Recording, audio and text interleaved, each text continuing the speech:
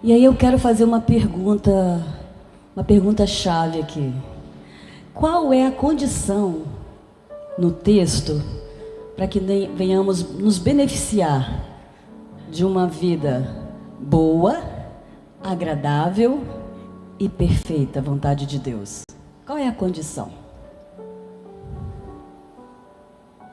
O versículo 2, ele destaca muito bem: e não vos conformeis com este século, mas transformai-vos pela renovação da vossa mente. E foi isso que nós destacamos nesses dias lá. Nós só vamos desfrutar de todos os benefícios que Deus tem para nós, como pessoas, como famílias, como igreja, como sociedade, se nós mudarmos uma chave na nossa vida. E essa chave, ela está na nossa mente. Se a gente continuar uma vida cristã sempre da mesma forma, eu venho para a igreja, eu participo das coisas da igreja, eu convivo com alguns irmãos, eu estou sempre atento a tudo que está acontecendo. Mas se eu mantenho as mesmas atitudes, os mesmos pensamentos, as mesmas emoções, as minhas ações, elas continuarão as mesmas. Por mais que eu leia a Bíblia, por mais que eu esteja reunido com os irmãos, no dia a dia, a gente vai continuar fazendo sempre as mesmas coisas. Nós sempre estaremos repetindo, falando da mesma forma, agindo, né? Nos movendo exatamente igual todo dia. Não há mudanças. E o texto é bem claro. O apóstolo Paulo, ele faz uma ênfase no primeiro verbo: rogo-vos, pois. Quem são os irmãos? Somos nós, a igreja de Jesus. O apóstolo Paulo, ele está trazendo uma palavra, uma convocação para nós que somos da igreja de Jesus. Rogo-vos, pois, irmãos, pelas misericórdias de Deus. Olha a ênfase que ele dá. Vocês conseguem imaginar o apóstolo Paulo aqui no altar, trazendo esse destaque, esse alerta para nós como igreja? É uma súplica. Ele se rasga diante daquela igreja e ele fala assim: irmãos, como vocês estão vivendo? Observa a vida de vocês, o dia a dia de vocês. Olha como vocês estão agindo. Irmãos, o apóstolo Paulo está dando atenção como igreja. E aqui ele diz assim: olha, você que já entregou sua vida para Jesus, você que já tem uma caminhada com Ele, você que faz parte de algo na igreja, é para você essa palavra. Rogo-vos, irmãos, pelas misericórdias de Deus, que vocês apresenteis o vosso corpo em sacrifício. Estamos presos no dia a dia a nossa vida, a nossa mentalidade antiga. A gente se apega muito naquele versículo, né? As coisas velhas já passaram e eis que tudo se fez novo. E realmente, essa é uma verdade. Quando a gente entrega a nossa vida para Jesus, quem nasce de novo é o nosso espírito. Não é verdade? Você não nasceu do ventre da sua mãe novamente. É um novo nascimento espiritual. O seu corpo, a sua mente, ainda está lá. por isso que o apóstolo Paulo, ele vem trazer esse alerta para a igreja. Se não houver uma renovação na sua mente, você vai continuar sendo a mesma pessoa de antes. Você pode até expressar que você é uma nova criatura com palavras, mas no dia a dia as suas ações continuam as mesmas do passado. Você continua fazendo exatamente as mesmas coisas, não mudou nada. E aí a gente se pega decepcionado, com conflitos interiores. Por que não mudou nada? Eu vim para Jesus, eu aceitei Jesus, mas não mudou nada na minha vida. E aí eu quero trazer uma revelação para você. Foi o que nós falamos hoje de manhã lá. Às vezes a gente quer mudar o nosso dia a dia com o nosso comportamento. Como a gente age com as pessoas, né? Como a gente se comporta, as suas atitudes externas. A gente quer fazer esse tipo de mudança. E possivelmente você pode até conseguir, mas por um tempo, um determinado tempo, você continua mantendo esse tipo de comportamento. E aí, se os seus hábitos antigos eles estavam muito enraizados, você vai lutar muito. Vai ser uma guerra interior para manter aquele comportamento. Até o ponto que você não dá conta mais. Quando você pisca, você está fazendo exatamente o que estava fazendo antes. Mentindo de novo. Falando palavras torpes. Do nada, o velho homem volta e as palavras voltam para a boca. Agindo com desonestidade. Porque essas coisas são os desejos da nossa carne. A carne, ela continua aqui, ó, viva. O nosso corpo, a nossa carne continua vivo. E se nós não entendermos que tem que haver uma mudança muito mais profunda do que apenas um comportamento, a gente vai continuar sendo a mesma igreja de sempre, que não faz diferença nenhuma. Só segue uma cerimônia, um ritual. E aí eu pergunto para você, como igreja hoje, você realmente deseja uma mudança na sua vida? Você quer viver uma vida realmente transformada? Ao ponto das pessoas notarem a diferença? De falar assim, uau, como essa pessoa mudou. Eu conhecia ela desde pequeno, mas ela está tão diferente agora. Porque realmente houve uma transformação. Quando há uma transformação, irmãos, é visível. Os frutos, eles são manifestados. Não dá para você esconder. Não dá para esconder a forma que você está vivendo. Porque tudo que está aqui dentro de nós reflete externamente.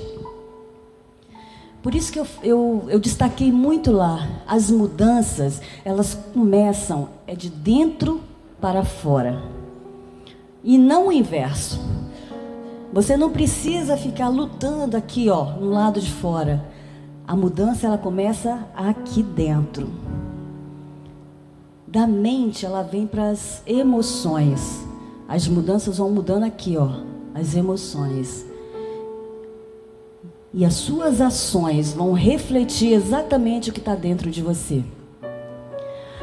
Vocês lembram lá daquele texto? Quando Caim, Deus olha para Caim e fala assim, Caim, por que o seu semblante mudou? Lembram desse texto? Deus passa e ele observa a face de Caim.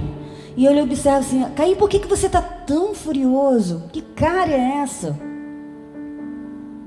Porque o que o Caim estava vivendo internamente já estava refletindo no rosto dele. E assim acontece conosco no nosso dia a dia. Tudo que nós estamos vivendo vai ser refletido, vai ser manifestado. Tanto na sua face, na forma que você fala, nas suas reações automáticas no dia a dia, aquela fechada de trânsito que você leva, e aí é o impulso, é automático, vai sair para fora. E aí o que vai sair para fora? E aí Deus observa isso em Caim. E aí Caim, com aquele semblante descaído, furioso, Deus olha para ele e fala assim: Caim, por que mudou o seu semblante? O pecado está à sua porta. Se você fizer o que é correto, você vai ser aceito. Mas se não fizer, o pecado está aqui, ó, prontinho. Cabe a você dominá-lo. E Deus está olhando para nós no nosso dia a dia e está nos perguntando: Vanusa, por que você mudou? Por que você está mostrando esse semblante triste, abatido? O que houve com você? E aí nós temos uma escolha todos os dias: dominar o pecado ou ser enredado por ele, cair e viver de acordo com a vontade da carne. E o apóstolo ele faz essa convocação muito importante: rogo-vos, irmãos. E nesse primeiro momento, o apóstolo Paulo me chama a atenção por algumas expressões, né? E aí ele vai falar assim: pelas misericórdias de Deus. Misericórdia tem a ver com o nosso coração. Deus conhece exatamente o que está dentro do nosso coração. Por mais que eu queira mascarar, viver mostrando algo, Deus conhece o que vai lá dentro. De Deus eu não escondo nada. Deus conhece exatamente o que você está pensando agora. Ele sabe quais são os intentos do seu coração. E a chave para a mudança da nossa vida está justamente aqui, ó, no coração. Lá em Salmos 51:10, você pode ler comigo?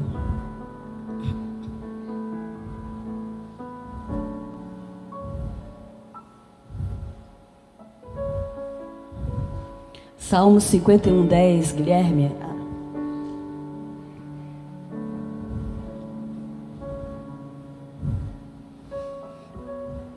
O salmista ele fala assim: cria em mim, ó Deus, um coração puro e renova dentro de mim um espírito inabalável. Para que a gente venha desfrutar da boa, perfeita e agradável vontade de Deus, as mudanças elas iniciam aqui, ó, dentro do nosso coração. O nosso coração é a chave. E aí a minha pergunta: o que você tem guardado dentro do seu coração? Quais as impurezas que estão lá dentro? Quais são as impurezas? Porque se elas continuam guardadinhas ali dentro, uma hora ela vai sair para fora e você não vai conseguir dominar. E aí o salmista ele fala: cria em mim um coração puro, um coração inabalável.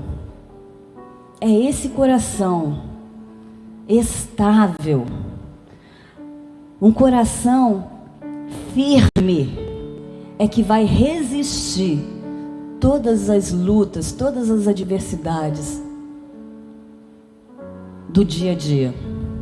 Lá em Gálatas 5,16 diz assim: vivam pelo Espírito e de modo nenhum satisfarão os desejos da sua carne. As mudanças, irmãos, elas estão a nível espiritual, a nível de Espírito de Deus dentro de nós. Se nós entendermos o que é o novo nascimento em Cristo, o novo nascimento, ele constitui-se de uma mudança de vida. Você não é mais aquela pessoa de antes. Você nasceu de novo. E você nasceu da água e do Espírito. E o Espírito, ele está aqui, ó, pulsando dentro de nós. E quando você fez essa entrega, o Espírito, ele está dentro de você. Mas como esse Espírito vai estar dentro de você com tanta impureza dentro do seu coração? A atitude de remover a impureza não é do Espírito, é minha, é sua. É você que vai lutar e colocar para fora todas as impurezas do seu coração. Vai haver uma confissão. Espírito Santo, o Senhor conhece muito bem o que está dentro de mim. Então eu coloco para o Senhor essa luta que eu carrego. Me ajuda, Espírito Santo, a vencer. Há uma entrega. E a Bíblia fala que quando a gente deposita tudo isso aos pés da cruz de Jesus, com fé, nós somos libertos de toda impureza, de todo pecado, de todos os desejos da carne.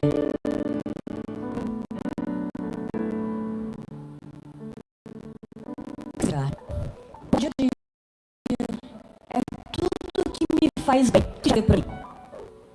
Tem uma lista de todos esses desejos que gritam na nossa carne. E a atitude de colocar para fora e ter um coração puro, inabalável, é minha. É eu quem busco isso. É uma busca pessoal. E esse Espírito que nasceu de novo, irmãos, é Ele que precisa governar a minha vida. Quem governa a minha vida é a minha alma ou é o Espírito de Deus?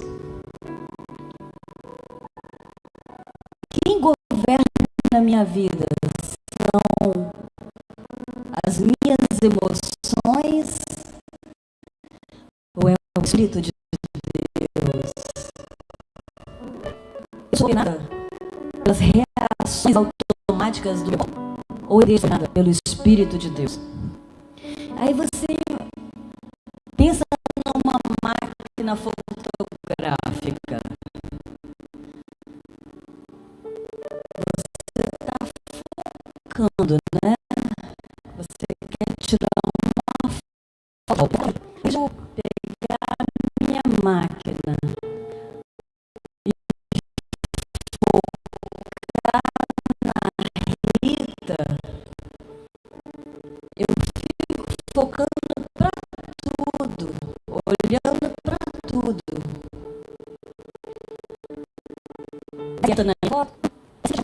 A carne, o meu foco tem que ser no Espírito de Deus. E só quem reconhece isso são aquelas pessoas que nasceram de novo. E aqui eu não estou falando de aceitar uma igreja. Eu frequento a igreja batista Getsemane, seja tal. Isso não quer dizer que frequenteu de novo. Porque o novo nascimento, ele baseia-se em Cristo Jesus. É uma entrega total, é morte. Você se entrega para Jesus, assim como Ele se entregou por nós. Tem a ver com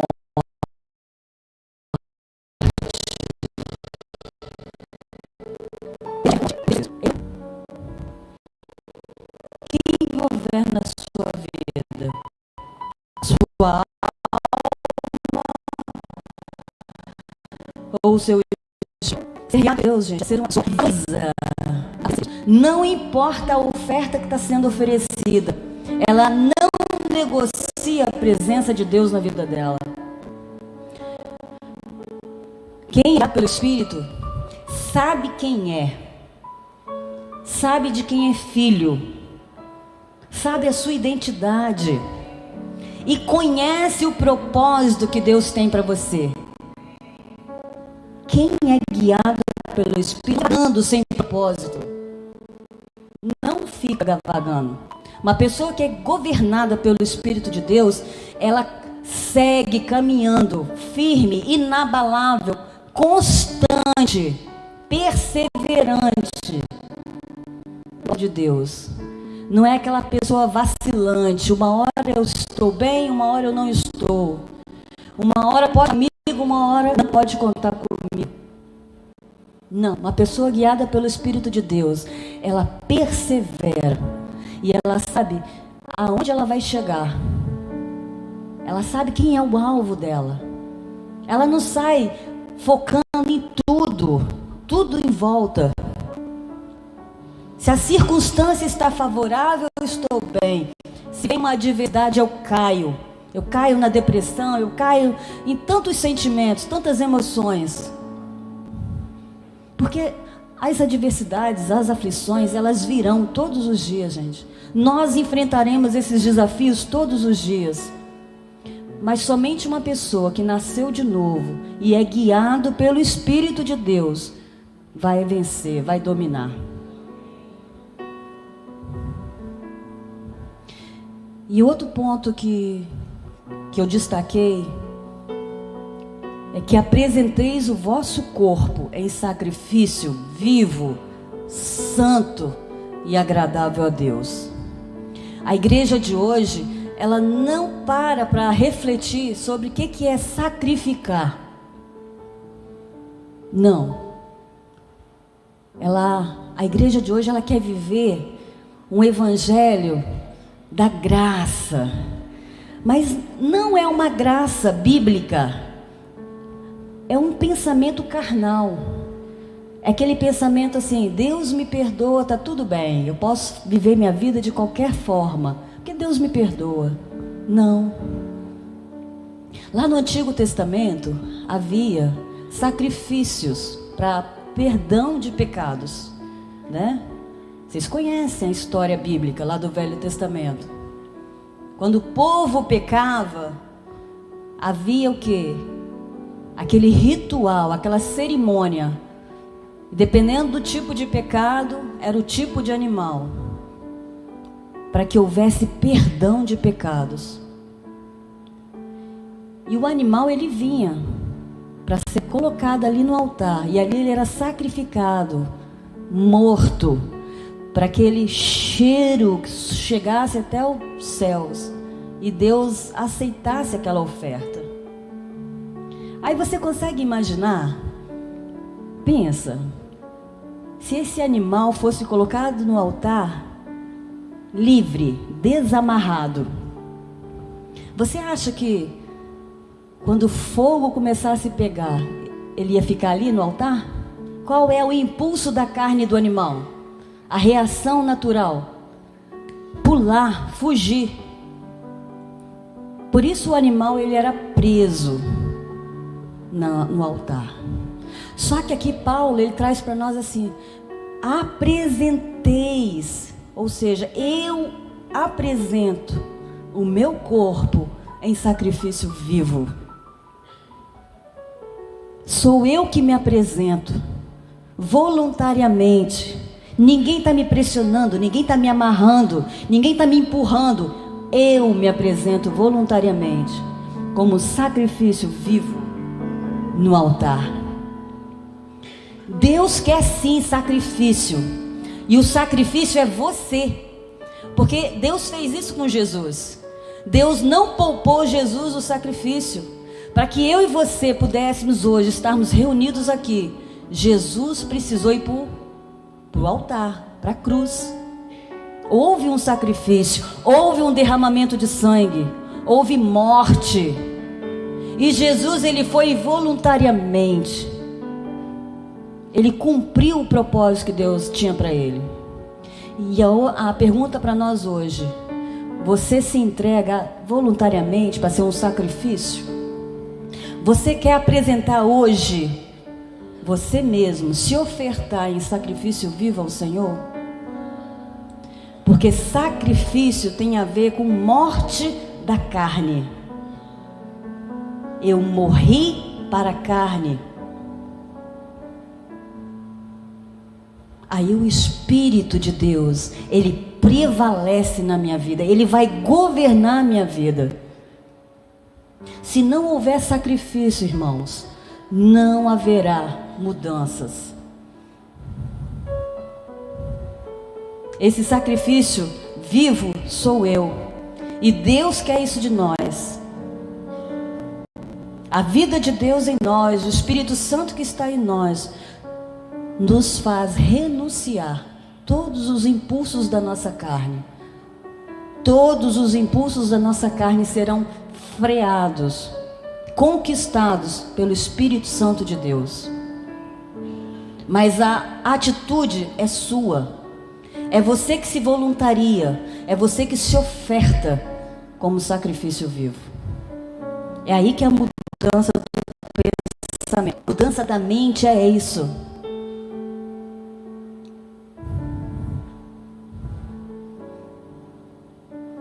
Mesmo que os desejos da carne venham pulsar, eu vou sacrificar em favor da minha vida com Deus. Eu vou dizer não em favor da presença de Deus na minha vida. E aí a gente pula para a última parte, e isto é o culto racional. Um culto racional é um culto com lucidez, com razão, com pensamento, com entrega. O culto racional sou eu. Eu sou um culto ao Senhor. Porque quando Jesus morre e ressuscita, o véu se rasga, não há mais sacrifícios de animais, não há mais essa cerimônia. Porque o altar agora mudou de lugar. O altar agora veio para cá, para dentro de nós. Porque aqui, dentro de nós, é o templo do Espírito Santo. O Santo dos Santos é o nosso coração. É por isso que o salmista fala: cria em mim um coração puro, um espírito inabalável. Porque o Santo dos Santos do Senhor hoje é aqui dentro de mim. Não está mais em rituais, mas está dentro de mim. Eu sou o templo do Espírito Santo. Toda oferta parte de dentro de mim para fora. Irmãos, se a gente entender o que é isso, a nossa mente não tem como voltar lá para o velho homem, aquelas vontades, aqueles desejos, aqueles vícios, porque tudo isso já foi sacrificado no altar. Você já entregou, você já queimou no altar. Agora é um espírito novo, renascido em Cristo. Cristo vive dentro de você, porque Ele habita dentro de mim, Ele habita dentro de você. Não tem como ser homem e dizer que você anda no Espírito. Como? As palavras são ações. É a manifestação de Cristo em mim no dia a dia. O culto racional é lá fora, é dentro da minha casa, é onde eu trabalho, é no trânsito. Ali eu estou prestando um culto racional ao Senhor, porque eu entendo que 24 horas eu cultuo ao Senhor, eu adoro o Senhor. É essa adoração que Deus espera de nós. Não é uma adoração de palavras, é uma adoração de vida, vida constante, um espírito puro, inabalável. Sabe o que é isso? Inabalável? Não se abala por qualquer coisa não, porque você está firme. Você sabe quem você é. Você sabe quem mora dentro de você. Pode vir a circunstância que vier, você está inabalável. Pode vir a aflição, a doença, mas o seu espírito renasceu. A alegria do Senhor está dentro de você, porque Jesus mora dentro de você. Esse é o culto racional. É o culto que nós prestamos ao Senhor. Cantar louvores é uma expressão de louvor, mas não é adoração, não. Nós cantamos aqui, as mulheres, cantamos uma canção tão linda, tão inspirada, mas adorar o Senhor é o meu viver diário. É quando eu saio pela porta e vou viver o meu dia a dia. Eu estou levando o culto ao Senhor. E olha, essa vida de culto, ela transforma o ambiente. Você está ali, você está cultuando, você é o culto ao Senhor. As pessoas que estão ao seu redor, elas são influenciadas. Elas são atraídas, porque Jesus atrai. Jesus atrai. E você é a representação viva de Jesus na terra. Você sabia que a igreja é a representação visível do reino de Deus invisível na terra? Somos nós. Eu sou a igreja, você é a igreja. E eu tenho que representar Jesus. E Jesus falou assim: vocês irão e farão obras muito maiores que eu fiz, porque é no nome de Jesus. A sua carne, aquele velho homem, ele não te domina mais, não te prende mais, porque o seu foco, o seu olhar está para Jesus. Cristo em mim. Não vivo mais eu, mas Cristo vive em mim. Esse é o novo nascimento. É esse novo nascimento que a igreja precisa levantar e manifestar lá fora. Lá fora, as pessoas estão gritando, esperando a manifestação dos filhos de Deus. Você é um filho de Deus. E você precisa manifestar o que está dentro de você. É o que está dentro de você e não as suas emoções carnais. As pessoas, elas querem ver Jesus se manifestando em você. E não o seu ciúme, a ira, a dissensão, a discórdia, todas essas obras da carne. Esse é o culto racional. Perdoar é um sacrifício? É sacrifício você perdoar, porque para perdoar você morre. E quando você perdoa, não assim, eu te perdoo. Não, perdão verdadeiro, como Jesus nos perdoou. Quer dizer que você está ali, ó, queimando no altar como sacrifício vivo, santo e agradável a Deus. E é esse sacrifício que nós devemos prestar ao Senhor todos os dias. É quando você se entrega o seu direito, a sua razão, os seus desejos, o que você gosta, o seu bem-estar. Muitas vezes nós vamos sacrificar o nosso bem-estar em favor do reino de Deus. Nós vamos sacrificar todas as coisas em favor do reino de Deus. O que é viver o reino de Deus, irmãos? É viver como Jesus vivia aqui na terra. Por isso ele veio aqui. Ele andou nessa terra, ele viveu para nos mostrar o que é viver o reino dos céus. Está lá em Mateus 5, 6 e 7. Lê lá em casa. Mateus 5, 6 e 7. Você vai aprender quem é o verdadeiro cidadão do céu. Quem vai morar no céu são essas pessoas. O culto, ele continua aonde quer que eu esteja. Todo momento eu estou cultuando ao Senhor. E a minha pergunta para a igreja hoje: você entendeu que para você morrer, o sacrifício é você e essa oferta é voluntária? O Senhor não vai te pegar pela mão e te trazer aqui para você se sacrificar, não. É você quem faz isso. A sua entrega é pessoal.